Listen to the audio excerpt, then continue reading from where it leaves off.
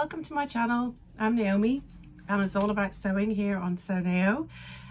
Today I wanted to show you some of my makes from August, maybe a little bit of July, a little bit of September as well. I wanted to share those makes with you. There hasn't been a lot and I haven't been on for a little while because there's been loads going on. So I've been back at one of my day jobs, which is a teacher. I teach 2 days a week in year 1 here in the UK, and I've been teaching a little bit of sewing at the local sewing schools as well. And yeah, it's been really busy, so I haven't got as much sewing. And my youngest is in and out of reception class, so he's like doing half days, so I feel like I spend most of my day running up and down the road for different pickups. So yeah, I thought I would share the bit of sewing I've been doing and a little bit of plans, and I wanted to share a little bit about a magazine that I talk about quite a lot and show you a little bit about that one. So one of my first recent makes was the Helena wrap dress.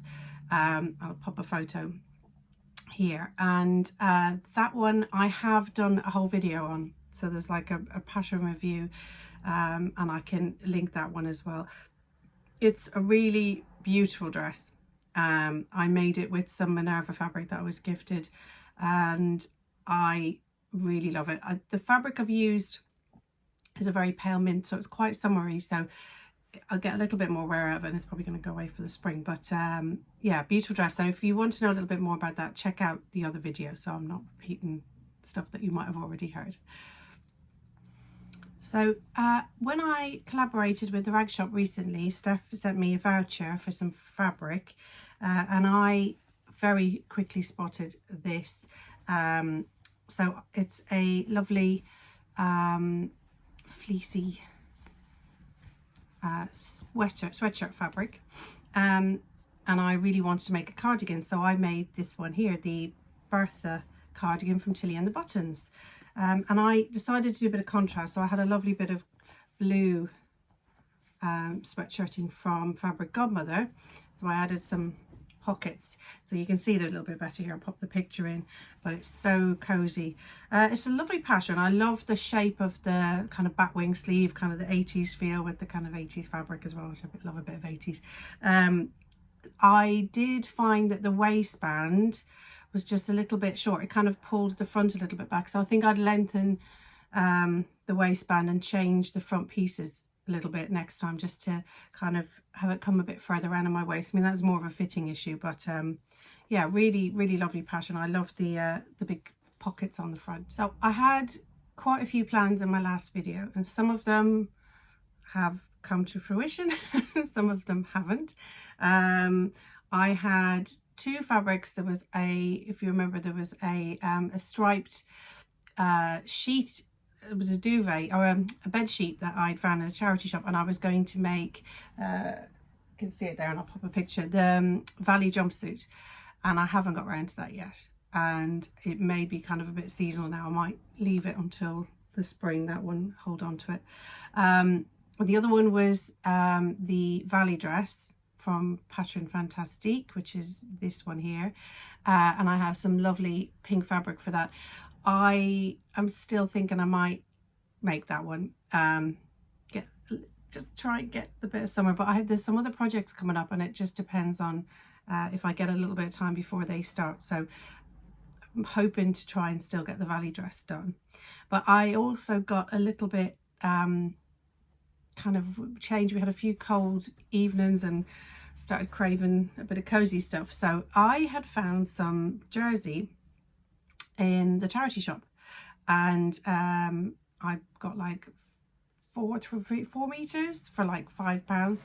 So I decided to make some pajamas that I'd wanted to make for ages, which are the Juno pajamas from Tilly and the Buttons, another Tilly and the Buttons pattern, and I made these ones. So I used the pink jersey that I had, and I bought some ribbing. I got it from Dot haberdashery. I'll pop a link down below, but it's the poppy, again I'll pop the name down below, and it's this lovely teal with some gold in it, and I just popped a little flamingo logo that I had, popped it on there. Yeah, they're really, really comfy. The jersey's a little bit light, and I'd love to make them in some better quality jersey next time, but yeah, I think I'll be making some more of these for the winter because they're so comfortable. The passion fitted really well. I didn't make any changes. I will pop the size that I made up along here because I can't remember what size. I think I was a 6 all the way through, but I'll pop it in. It might be a different top and bottoms, but yeah, I didn't have to make any adjustments to it. I think my ribbing was a bit shorter than the ribbing size that was recommended, so I might lengthen them a little bit next time if I use that kind of ribbing. But yeah, love them. Okay, so my final 2 makes I'm actually wearing. So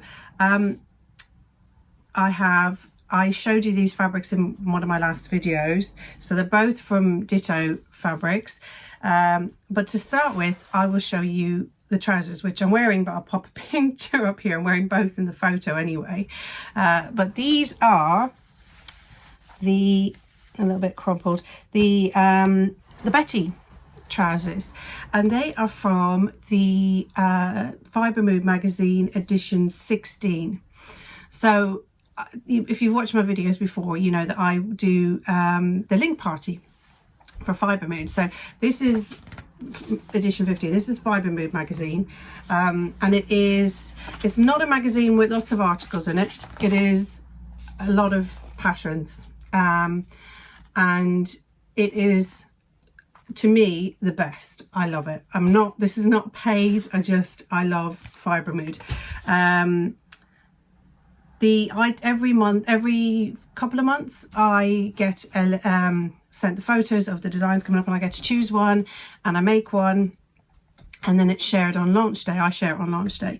So I chose the Betty trousers because I was planning on making, it was on my board up there, you can see, I had planned with this green cord to make some balloon trousers, and it was either the jeans that I was ready to wear jeans I was tracing off, or the Una trousers, which were in this one, but then the Betty trousers appeared and they are just gorgeous, so I chose those.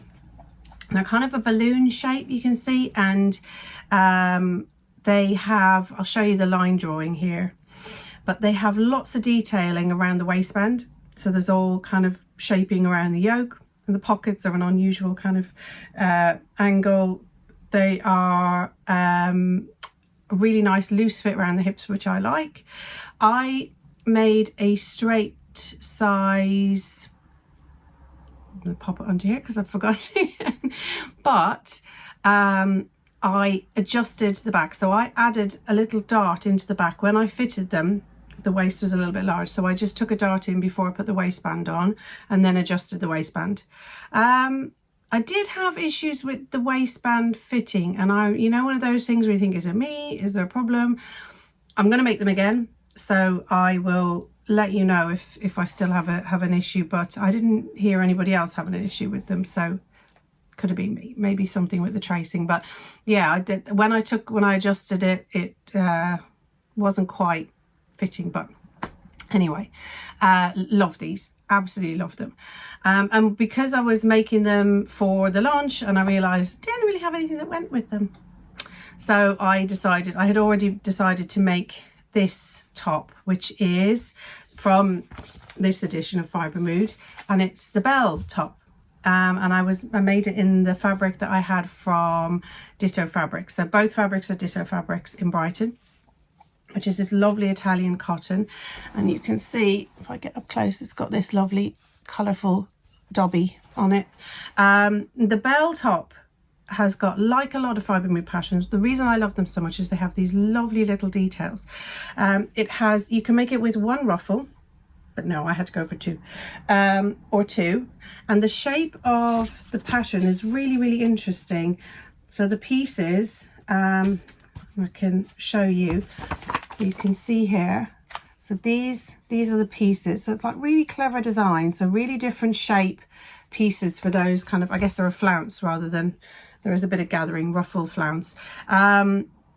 that go into those. But the lovely bit of design here, oftentimes with a top like this, it'll come down and be open at the side, but not this one, because there is a lovely piece that goes in, a little triangular piece that goes into the side, so you don't have that kind of exposed bra at the side. It's really lovely. And then there's a little kind of loop detail at the back, popped a button in there. Yeah, I love this. I love a bit of flounce, and I find sometimes it kind of feels like it balances my shape out a little bit, and I absolutely adore this top. It's really beautiful, and I have more fabric that I'm thinking just before the winter kicks in, can I gonna get away with another one? But yeah, I'll show another picture here of it. It's really gorgeous, and I've seen so many lovely versions of it, and I think you could do some lovely things with different fabrics. I've seen some really beautiful versions. There was Curly Sews, I'll pop a link for her down below, made a beautiful one with 2 different rifled paper coat fabrics. That is stunning. In fact, I'll pop a little picture of hers up here and then I'll link. But yeah, there's some really beautiful versions. But yeah, it's a beautiful pattern. These trousers I'm going to make again, and this top I'll definitely make again. Fibremood, I will say that I'll pop a link to the Fibremood shop down below. I have an affiliate link, so if you do buy anything of theirs through the shop with my link, I do get a tiny bit of commission. But the reason I'm sharing this with you is because I am a massive fan of Fibremood. It is, so each magazine comes out, there's 5 a year, and each one has kind of probably, how many have we got? 12 designs or so. It varies a little bit, I think. But the front, you've got all the different designs that are in the magazine. And then it kind of has like a lookbook. So it has each design in different views, and in a variety of different sizes. And their sizings are really good. So they've got new sizes, 32 to 60 it says on the front, but because they're European sizes and things, but they have, within the English version, you've got the sizes that you need. But you can see this like beautiful photography. The designs are really unique. I mean, I don't ever, there's some children's designs. They're just something that bit different, I find. And as I say, I love the details often in the patterns. And then inside you have this section here, and normally what's in here is your, actually I'll put mine down here because I've been using them. So you get these patterns. Now they do need to be traced, and you do need to add seam allowance, which I don't mind too much. I quite like it because I kind of get to grips with the pattern as I'm tracing it, and can make alterations as I go if I need to. You can buy the patterns directly from their website and print them off as PDFs, or get them printed in copy shop. So those on the PDFs have got seam allowance, or an option for seam allowance, so you don't have to do all the tracing if you don't want to. And there are, when you can buy subscriptions, different versions of subscriptions, where you get the magazine and a number of PDFs with it or whatever. But the instructions can seem a bit scary because there's lots of pictures and that's it. And I think the first couple of things I made from the pictures, because I didn't realize that once you create a login on their website, you have access to all the written instructions. So you can go on there and use those instructions too. And I do find their instructions are pretty good. I mean, they have different level, they kind of say whether it's, you can see what the level of the pattern is. So beginners, so they give it stars up to 5, which are usually fairly accurate. It's all the sizings on there. But I've never had a problem with one of their patterns. I think the only time I had a problem was when I was trying to do them without the written instructions. Once you've got the written instructions, it makes it a lot easier. But yeah, I find that they're just instructions pretty clear, and the illustrations very detailed. But I think for me, the thing about Fibremood is the designs. They just every time come out with you know, within the magazine there will be most of the things I love, and you know, 60% of them I would make for me. So I think it's well worth the money, and I really love it, and yeah, big fan. So plans wise, I have a few plans. I think some of the things that were in the pile to do, like half-made trousers, might be going away again because of the weather change, and the plans might be changing a little bit.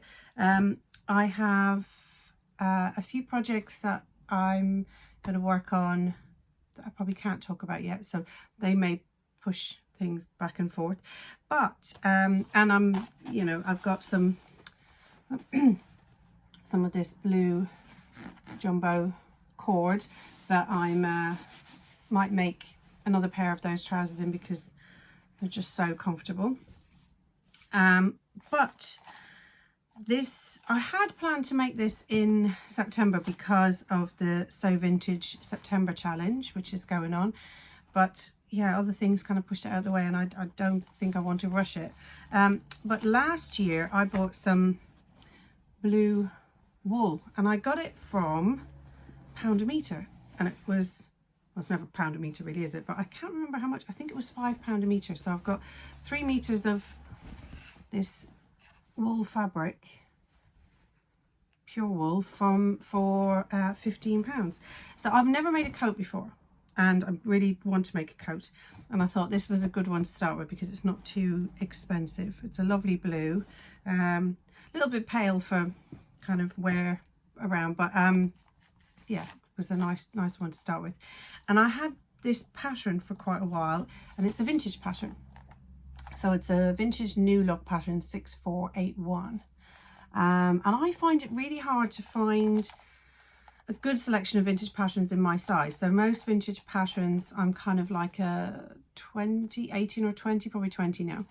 So the selection, when you type that into anywhere, it kind of narrows the selection down, and there isn't really a lot. So yeah, this one I was really lucky to find because they have it in a kind of between a large and an extra large in this one. But I'm going to make this view here. So it's got this curved edge, and you can see the line drawing on the back there. Just so it's like a big bat wing. So those pieces are cut all as one. And it's lined, so I get to kind of try doing a lined coat. I do need to find some nice lining for this. I was looking to find some nice cotton lawn rather than polyester, but yeah, anybody got any suggestions that they've seen for this one to line it with? Yeah, I think I might start on that one. So if anybody's interested in seeing the process of me following this vintage pattern, it's, you know, obviously these patterns are not as detailed. You can see this is the these are the instructions. So that's the layout, and then that's it. So they're not as detailed as some of our lovely independent designers might make.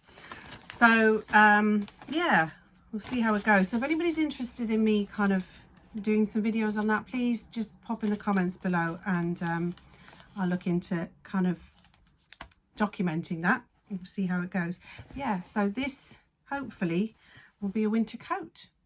Other than that, I've got some lovely cotton chambray, and I've got a few kind of plainer fabrics. I've got some lovely blue viscose twill.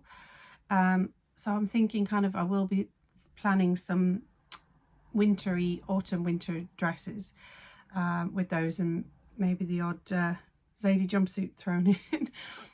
But that's kind of all I've got as definite plans at the moment.